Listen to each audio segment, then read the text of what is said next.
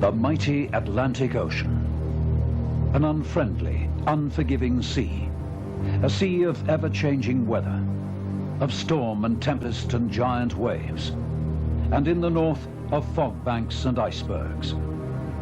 A sea which has treated mankind with a haughty disregard for his efforts, ever since it revealed its new world secret to Columbus just 500 years ago. Yet, Atlantic moods and all, here is a sea which has never been wanting for challengers. Dateline, summer 1990. The challenge, the fastest unrefueled crossing of the Atlantic Ocean on the Blue Ribbon route. The backers, a group of British and international companies. Location, the port of New York. Center of attraction, Atlantic Sprinter, a unique jet-powered ocean racing boat. Although the Blue Ribbon itself became established only a century ago, its first holder was the wooden paddle steamer Sirius. She set sail from Cork in Ireland on the 4th of April, 1838, fought mountainous seas, and arrived in New York to great acclaim just 18 days later. She had steamed at an average of less than 7 knots. Celebrations were to be short-lived, however, as Brunel's famous Great Western arrived just 1 day later to take the record. Over the next century and a quarter, passenger-carrying liners were to claim record passages no less than 45 times, most of them holding east and westbound records at the same time. In 1850, Pacific was typical of the British-flagged vessels which were to have almost universal hold on the Blue Ribbon until the end of the century. In 1876, Britannic made an eastbound crossing at almost 16 knots, whilst in the last years of the century, City of Paris broke the 20-knot barrier. By this time, however, German shipping lines were taking a keen interest, and no less than 4 German-flagged liners pushed the average past 23 knots. But Britannia was once again to rule the waves, with the fabled Cunard liners, Lusitania and Mauretania, not only holding the Blue Ribbon between them for 22 years, but pushing speeds past 27 knots. In the 1930s, another quite separate incentive, the Hales Trophy, was added to the speed battle of the Atlantic. Synonymous with the Blue Ribbon, qualification was by passenger-carrying liners only, running on regular routes and with no racing which might put passengers' lives at risk. The first Hales Trophy winner, albeit on a westbound passage, was the Italian liner Rex. In 1935, the famous French liner Normandie took over, although she just failed to take the ribbon beyond the 30 knots landmark, a feat which was to be achieved a year later by the majestic Queen Mary. Normandie reclaimed the record in 37, only to lose it again to the Queen in the following year at a crossing speed of over 31 knots. 14 years later, the SS United States, 250,000 horsepower and 1,000 feet in length, added 4 knots to the record and claimed what will probably be a permanent place in the maritime history book. By this time, the beginning of the jet age, the era of the great Atlantic liners was drawing to a close. The only likely challenge for the surface crossing would seem to come from a special breed of ocean racing powerboats. These would not compete for the Hales Trophy, the criteria for which were changed in 1988 to payload-carrying vessels of over 1,000 tons, excluding those built solely for the record.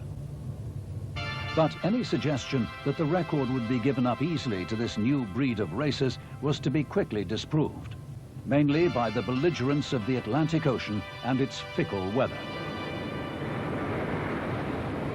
First to go, eastbound in 1985, was Virgin Atlantic Challenger, a diesel-powered boat which needed refueling 3 times in mid-ocean. She took a pounding from heavy seas, and her crew was eventually forced to take to the life rafts. just 138 miles from Bishop Rock. A year later, with a new boat, albeit still needing refueling at sea, Virgin Atlantic Challenger 2 was to try again. After a mid-Atlantic delay came success. The crew had knocked 2 hours off the crossing time of the United States and claimed the Blue Ribbon. The following year came 2 more eastbound attempts.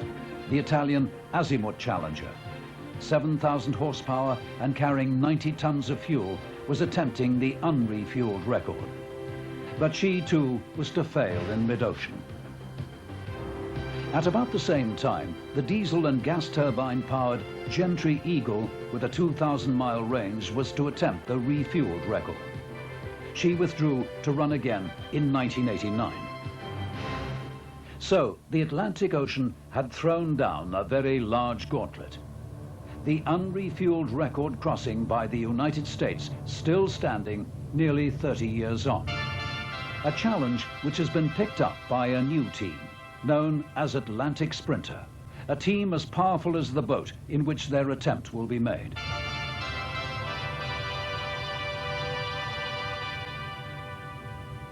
First is Adrian Hamilton, whose original idea Sprinter was. He is well known for managing many successful entries in the Le Mans 24-hour sports car race. Alongside him is Richard Noble, OBE, holder of the world land speed record of over 633 miles per hour, achieved in his jet-powered car Thrust 2. Richard is thoroughly experienced in the long-term planning and successful execution of such projects. Completing the team is one of Britain's most successful boat designers, Don Shen. In his portfolio are designs for 3 World Championship-winning offshore powerboats, and also the design of the 2 fastest ever gas turbine yachts, Shergar for the Aga Khan and Fortuna for the King of Spain. Don himself is an accomplished powerboat racer.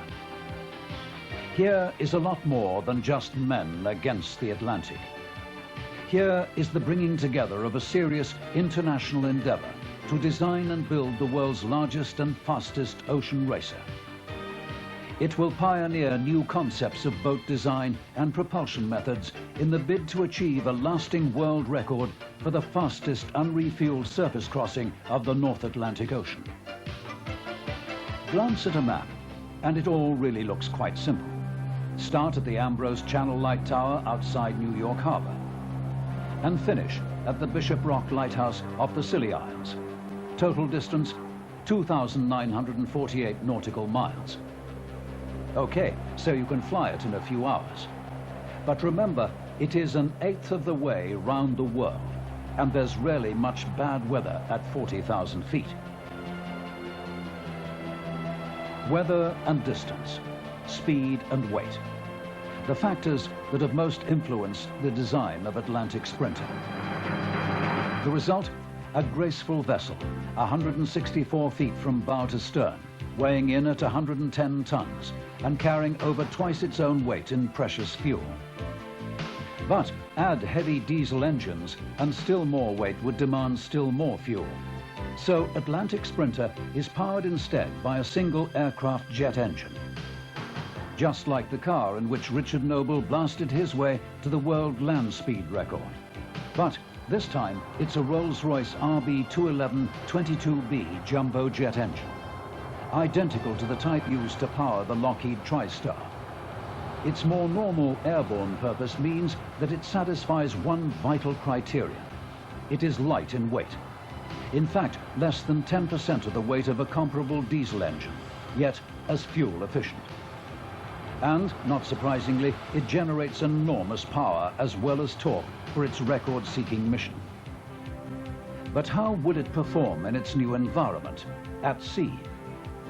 To modify the RB211 engine for the purpose, a job for the Cranfield Institute, the engine LP fan is removed and a balanced piston arrangement is used, enabling the drive to be taken forward on a shaft to the massive reduction gearbox. In addition, special intake filtration is required to remove water and salt from the intake duct.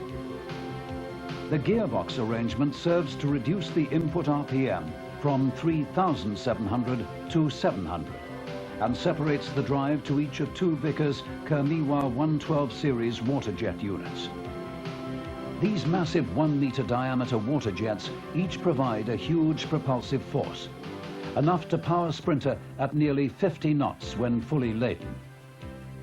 Still more thrust comes from the jet engine exhaust. So much for propulsion, but what about the boat itself?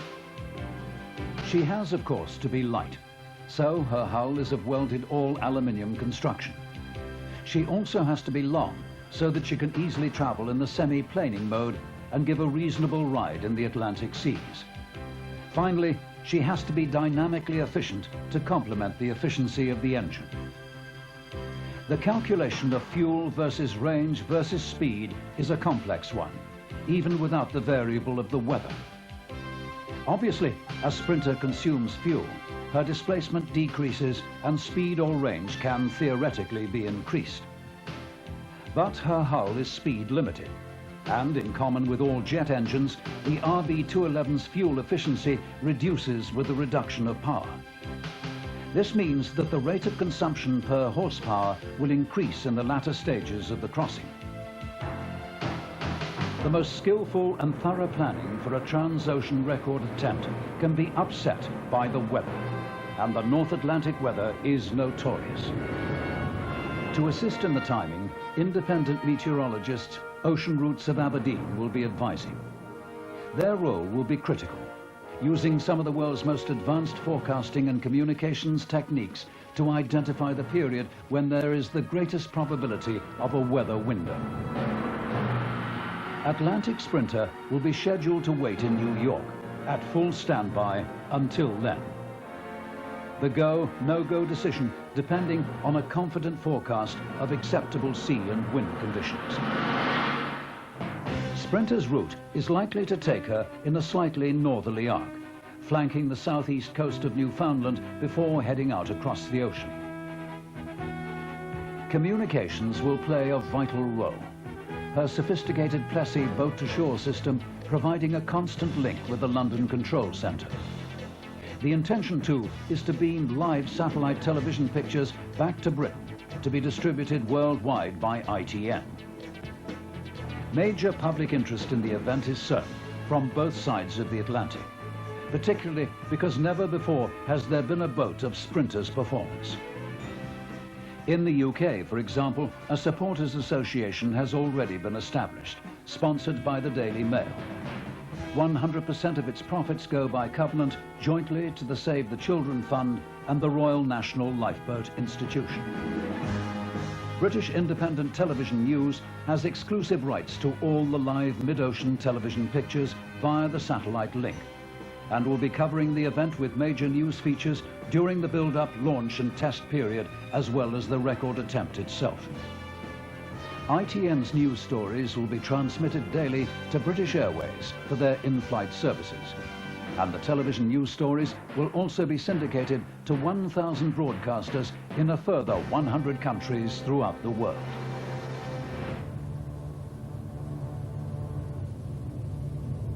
So, everything is poised for the big one. But Atlantic Sprinter will not be alone. Past and new challengers are in various stages of readiness for their own attempts on the record. The last battle of the Atlantic was in the 1940s. We are witnessing the start of the next. Sprinter is surely the most potent challenger the North Atlantic has ever seen. 30,000 horsepower, 400 tons, over 45 knot record capability. Outstanding engineering put to the supreme test.